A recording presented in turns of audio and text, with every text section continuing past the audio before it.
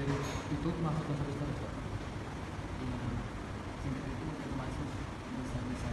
Menurut saya dosa-besar itu ada dua yang paling menjadi berbahaya, itu termasuk syirik dan durhaka kepada Allah.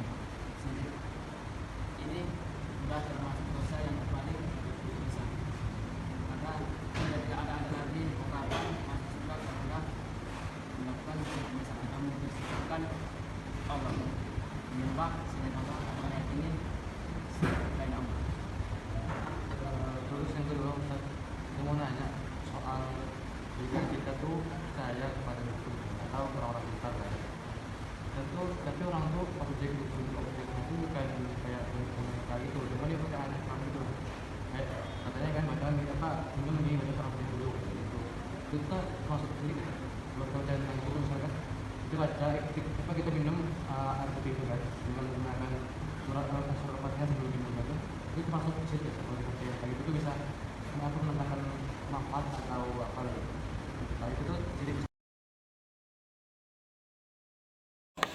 Menurut saya, karena sifat syirik merupakan hal yang menyekutukan Allah, maka itu adalah dosa besar jika dilakukan. Tanggapan saya, hal seperti itu sebisa mungkin harus dihindari dan dijauhkan agar tidak berdampak buruk untuk diri sendiri maupun orang lain. Memang, pada saat sekarang, kesyirikan marak sekali terjadi seperti yang Anda bilang, percaya pada ramalan atau zodiak tersebut. Maka dari itu, kita harus memperdalam ilmu agama dan menyerahkan segala kepada Allah Subhanahu wa taala, karena takdir, jodoh dan maut itu hanya Allah yang mengetahui. Tindakan yang akan saya lakukan kalau perbuatan syirik tersebut terjadi pada teman saya, sudah pastinya saya akan mengingatkan dan memberitahu tentang mudaratnya agar teman saya tidak berlarut dalam kesyirikan tersebut dan memberikan keyakinan tentang kekuasaan Allah Subhanahu wa taala mengenai takdir yang sudah Allah tetapkan. Assalamualaikum warahmatullahi wabarakatuh. Bismillahirrahmanirrahim.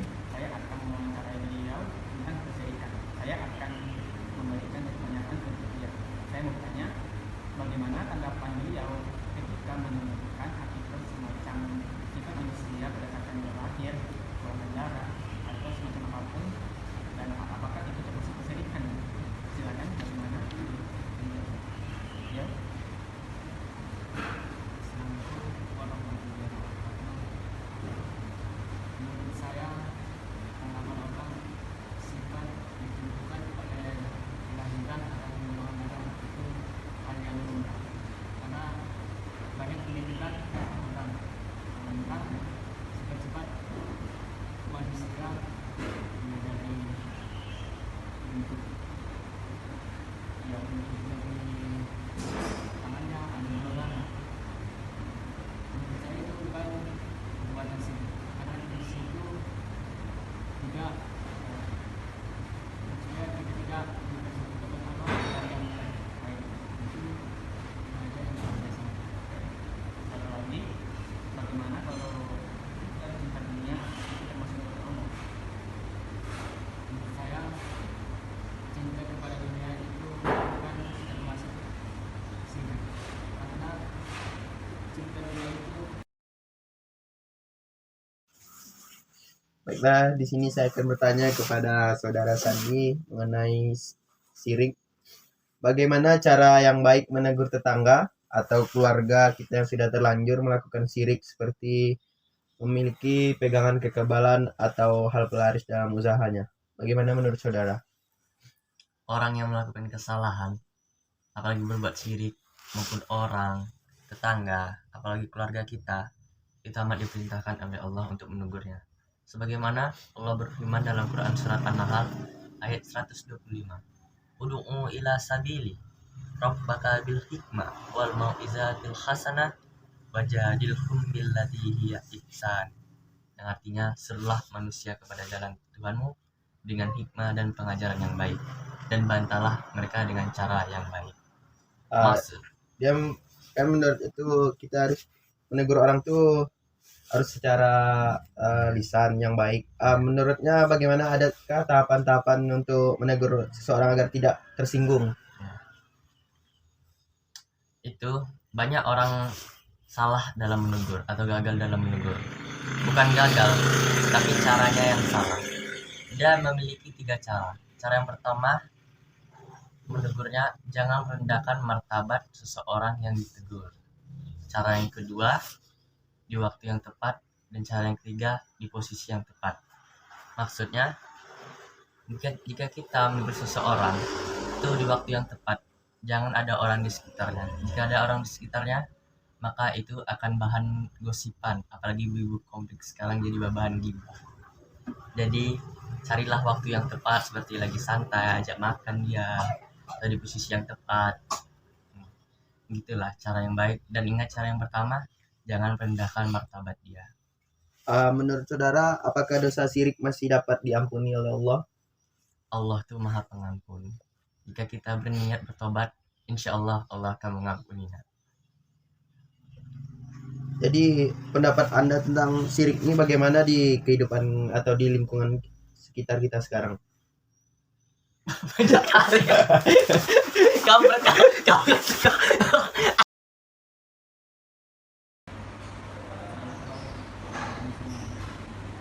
Mungkin saya mewawancari abang tentang pendidikan. Yang pertama ini bang, misalkan ada orang yang gila-gila atau kena pelet, itu dia datang ke abang sebagai yang kedua, apakah syirik itu masuk suatu dosa besar?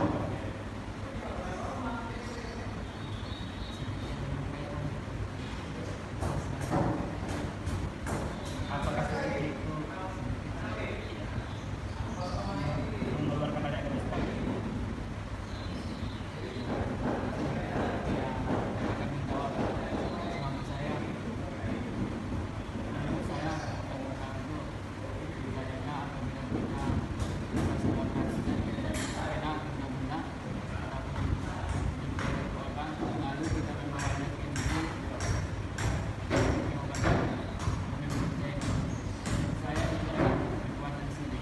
Karena meyakini ada kekuatan selain dari kekuatan Allah. Itu termasuk dan bisa mengampun. Assalamualaikum warahmatullahi wabarakatuh. Waalaikumsalam warahmatullahi wabarakatuh. Baik Kak, di sini saya akan menanyakan mengenai syirik. Iya. Nah, di sini pertanyaannya, mengapa masih adakah di tempat ini yang percaya dengan gelang atau sejenis jimat gitu terhadap anak-anak yang dipakainya? Oh iya. Nah, kalau di sini ya, apalagi di masyarakat sekarang masih banyak ya yang menggunakan ataupun mempercayai gelang atau jimat benda-benda tertentu yang dipercayai bisa melindungi seseorang gitu. Dan menurut saya hal tersebut adalah sesuatu yang menyimpang dari agama atau termasuk perbuatan syirik gitu. Karena apa? Karena sudah mempercayai sesuatu selain Allah yang bisa melindungi orang tersebut gitu. Dan saat ini masih banyak masyarakat yang mempercayainya karena memang hal tersebut sudah menjadi tradisi dari nenek moyang yang turun temurun untuk mempercayai hal tersebut gitu. Nah, mungkin bisa jadi masyarakat kita ada yang karena tidak paham atau awam gitu kan mengenai hal tersebut. Nah, namun sebagai seorang muslim kita harus mencari tahu apa hukum dari suatu perbuatan tersebut gitu. Karena kalau kita tidak tahu itu, maka kita akan terjerumus kepada perbuatan syirik yang termasuk perbuatan dosa besar seperti itu. Dan sebagai seorang yang sudah mengetahui, orang-orang yang sudah mengetahui bahwa itu adalah perbuatan syirik, seharusnya lebih gencar lagi mendakwahkan ataupun mensyiarkan, menyampaikan kepada orang-orang bahwa perbuatan itu adalah perbuatan yang dilarang oleh Allah. Nah, sehingga ketika orang masyarakat sudah didakwahkan, masyarakat sudah tahu bahwa itu adalah dosa besar.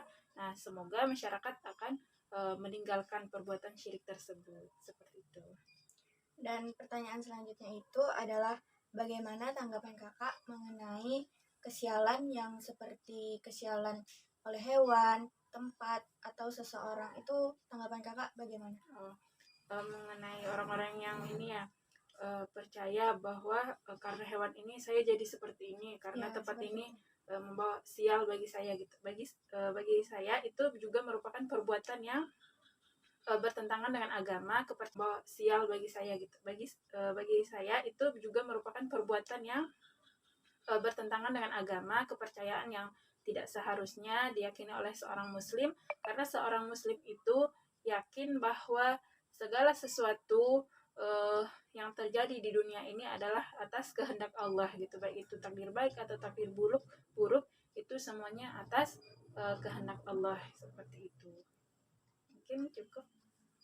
Terima kasih atas penjelasan dari kakak.